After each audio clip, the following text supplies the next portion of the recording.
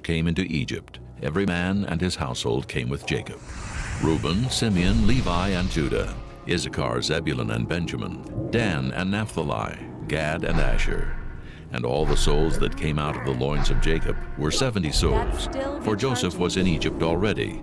And Joseph died, and all his brethren, and all that generation. And the children of Israel were fruitful and increased abundantly, and multiplied, and waxed exceedingly mighty, and the land was filled with them. Now there arose up a new king over Egypt, which knew not Joseph, and he said unto his people, Behold, the people of the children of Israel are more and mightier than we. Come on, let us deal wisely with them, lest they multiply.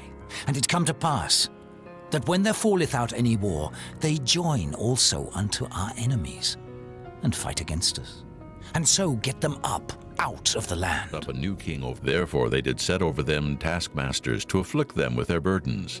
And they built for Pharaoh treasure cities, Pithom and Ramesses.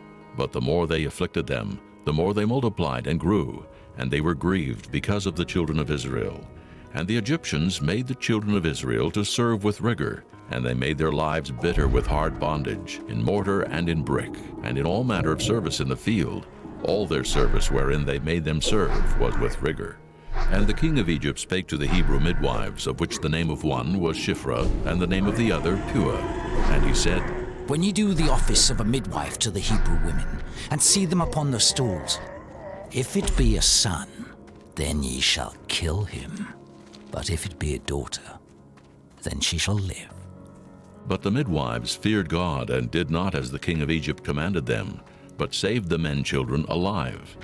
And the king of Egypt called for the midwives, and said unto them, Why have ye done this thing, and have saved the men children alive? And the midwives said unto Pharaoh, Because the Hebrew women are not as the Egyptian women, for they are lively, and are delivered ere the midwives come in unto them. Therefore God dealt well with the midwives, and the people multiplied and waxed very mighty. And it came to pass, because the midwives feared God, that he made them houses. And Pharaoh charged all his people, saying, Every son that is born ye shall cast into the river, and every daughter ye shall save alive. Chapter 2. And there went a man of the house of Levi, and took to wife a daughter of Levi. And the woman conceived, and bare a son.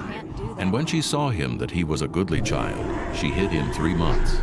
And when she could no longer hide him, she took for him an ark of bulrushes, and daubed it with slime and with pitch, and put the child therein. And she laid it in the flags by the river's brink. And his sister stood afar off to wit what would be done to him. And the daughter of Pharaoh came down to wash herself at the river, and her maidens walked along by the river's side. And when she saw the ark among the flags, she sent her maid to fetch it. And when she had opened it, she saw the child, and behold, the babe wept. And she had compassion on him, and said, This is one of the Hebrews' children. Then said his sister to Pharaoh's daughter, Shall I go and call to thee a nurse of the Hebrew women, that she may nurse the child for thee?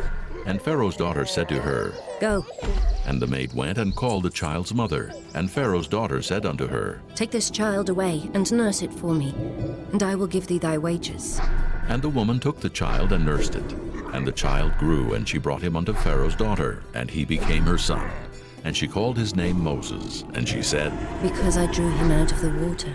And it came to pass in those days, when Moses was grown, that he went out unto his brethren, and looked on their burdens. And he spied an Egyptian smiting an Hebrew, one of his brethren. And he looked this way and that way, and when he saw that there was no man, he slew the Egyptian, and hid him in the sand. And when he went out the second day, behold, 2 men of the Hebrews strove together. And he said to him that did the wrong, Wherefore smitest thou thy fellow? And he said, Who made thee a prince and a judge over us? Intendest thou to kill me as thou killedst the Egyptian? And Moses feared, and said, Surely this thing is known. Now when Pharaoh heard this thing, he sought to slay Moses. But Moses fled from the face of Pharaoh, and dwelt in the land of Midian. And he sat down by a well. Now the priest of Midian had 7 daughters, and they came and drew water, and filled the troughs to water their father's flock. And the shepherds came and drove them away. But Moses stood up and helped them, and watered their flock. And when they came to Reuel their father, he said, How is it that ye are come so soon today? And they said, An Egyptian delivered us out of the hand of the shepherds, and also drew water enough for us, and watered the flock. And he said unto his daughters, And where is he? Why is it that ye have left the man? Call him that he may eat bread. And Moses was content to dwell with the man. And he gave Moses Zipporah his daughter, and she bare him a son. And he called his name Gershom, for he said, I have been a stranger in a strange land. And it came to pass in process of time that the king of Egypt died, and the children of Israel sighed by reason of the bondage. And they cried, and their cry came up unto God by reason of the bondage. And God heard their groaning. And God remembered his covenant with Abraham, with Isaac, and with Jacob. And God looked upon the children of Israel, and God had respect unto them. Chapter 3. Now Moses kept the flock of Jethro his father-in-law, the priest of Midian. And he led the flock to the backside of the desert, and came to the mountain of God, even to Horeb. And the angel of the Lord appeared unto him in a flame of fire out of the midst of a bush. And he looked, and behold, the bush burned with fire, and the bush was not consumed. And Moses said, I will now turn aside and see this great sight, why the bush is not burnt. And when the Lord saw that he turned aside to see, God called unto him out of the midst of the bush, and said, Moses, Moses. And he said, Here am I. And he said, Draw not nigh hither.